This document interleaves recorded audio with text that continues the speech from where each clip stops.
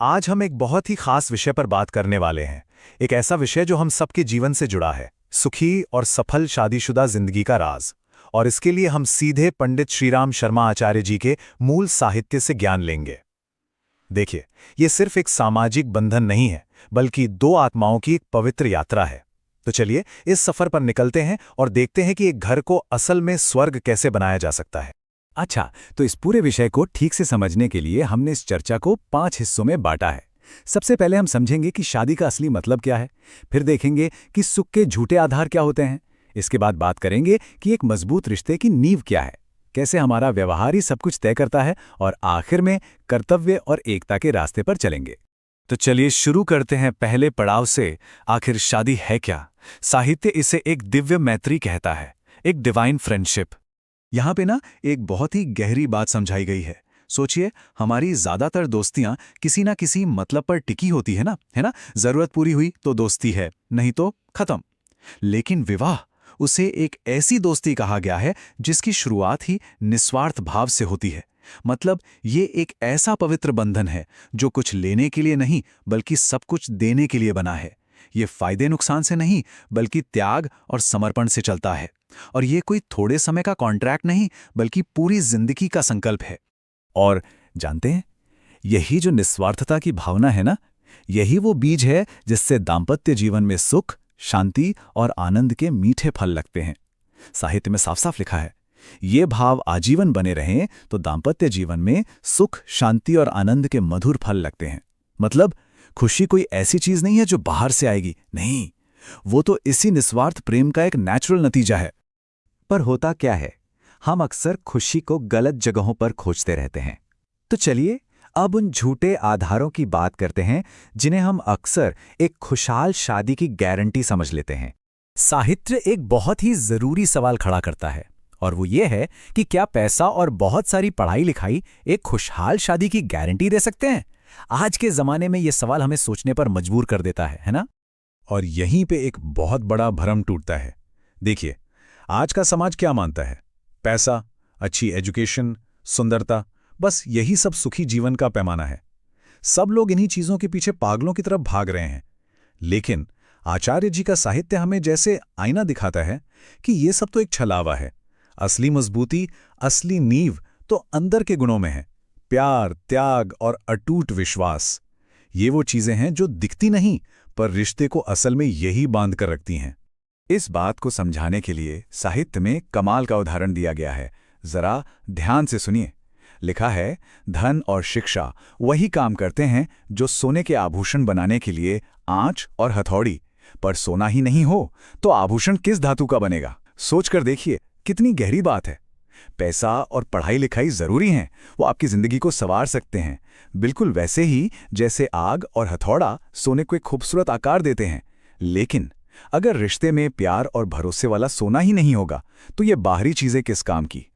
और इसी बात को आगे बढ़ाते हुए साहित्य हमें एक तरह से आगाह करता है कि अगर प्यार ही नहीं है तो चाहे कितनी भी दौलत क्यों ना हो, जिंदगी एकदम खाली और बेजान हो जाती है। जब इमोशंस ही नहीं बचते तो रिश्ता सिर्फ एक बिजनेस डील बनकर रह जाता है, और घर वो बस 4 दीवारों का एक मकान होता है। तो सवाल उठता है कि अगर पैसा और एजुकेशन नींव नहीं है, तो फिर वो कौन सी मजबूत पिलर्स हैं जिन पर एक खुशहाल शादी का महल टिका होता है? चलिए अब जरा उनको समझते हैं। साहित्य में 5 मूल स्तंभों का जिक्र है। पहला है दिव्य प्रेम। ये शारीरिक आकर्षण से बहुत ऊपर एक आत्मा का दूसरी आत्मा से जुड़ाव है।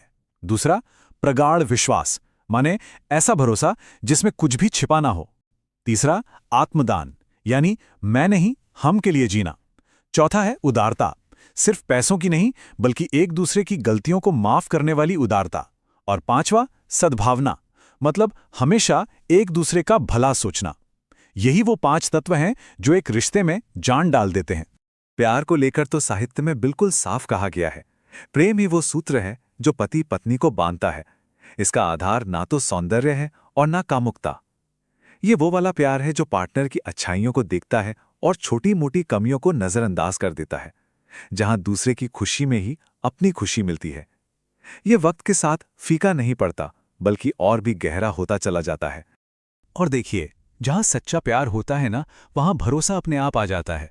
विश्वास तो इस रिश्ते की सांसें हैं, और इसे बनाए रखने के लिए जरूरी है कि कुछ भी छुपाया ना जाए। अगर मन में कोई शक या सवाल आए भी तो उसे लड़कर नहीं, बल्कि प्यार से खुलकर बात करके सुलझाना चाहिए। पूरी तरह से ट्रांसपेरेंसी, यही अटूट विश्वास की नींव है। अच्छा, ये सारी बातें सुनने में तो बहुत अच्छी लगती हैं, है ना? पर सवाल यह है कि इन्हें अपनी रोज की जिंदगी में कैसे लाया जाए। तो हमारा अगला सेक्शन इसी बारे में है कि कैसे हमारा व्यवहार ही घर को स्वर्ग या नर्क बना सकता है। यहां पर ना नेचर का एक बहुत खूबसूरत बैलेंस समझाया गया है। साहित्य कहता है कि मर्द और औरत के गुण एक दूसरे के दुश्मन नहीं, बल्कि एक दूसरे के पूरक हैं, कॉम्प्लीमेंट्री हैं। जैसे पुरुष के गुण हैं शक्ति, साहस, ये रिश्ते को बाहर से प्रोटेक्ट करते हैं, और नारी के गुण हैं कोमलता, दया, ये रिश्ते के अंदर प्यार और देखभाल भरते हैं। जब ये दोनों ताकतें टकराती नहीं, बल्कि एक दूसरे की इज्जत करते हुए साथ चलती हैं, तभी घर में एक हार्मोनियस माहौल बनता है। और हमारे व्यवहार का असली टेस्ट कब होता है? जब गलतियां होती हैं। साहित्य हमें सिखाता है कि छोटी छोटी बातों पर, छोटी छोटी गलतियों पर ताने मारना या क्रिटिसाइज करना, ये बहुत बड़ी बेवकूफ़ी है। ये धीरे धीरे रिश्ते की नींव को दीमक की तरह खा जाती है। इसकी जगह माफ कर देना और उदारता दिखाना, ये वो सीमेंट है जो इस नींव को हमेशा मजबूत रखता है। और चलिए अब चलते हैं इस सफर के आखिरी और शायद सबसे जरूरी पड़ाव पर, कर्तव्य और एकता का पथ, जो कि एक शादीशुदा जिंदगी का सबसे ऊंचा लक्ष्य है। साहित्य के हिसाब से शादी का जो अल्टीमेट गोल है वो है अपने अहंकार को मिटा देना। जब तक मैं और तुम दो अलग अलग खूंटे पर बंधे रहेंगे, तब तक टकराव तो होगा ही। असली आध्यात्मिक तरक्की तब होती है जब ये दोनों मिलकर एक हो जाते हैं।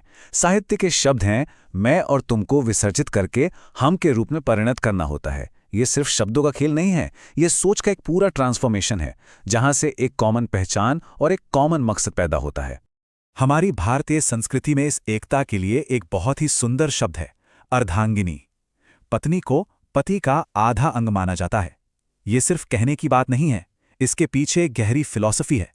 जैसे हम भगवान शिव को अर्धनारीश्वर कहते हैं, आधे पुरुष आधी स्त्री, ठीक उसी तरह एक गृहस्थ जीवन में पति पत्नी एक दूसरे के बिना अधूरे हैं।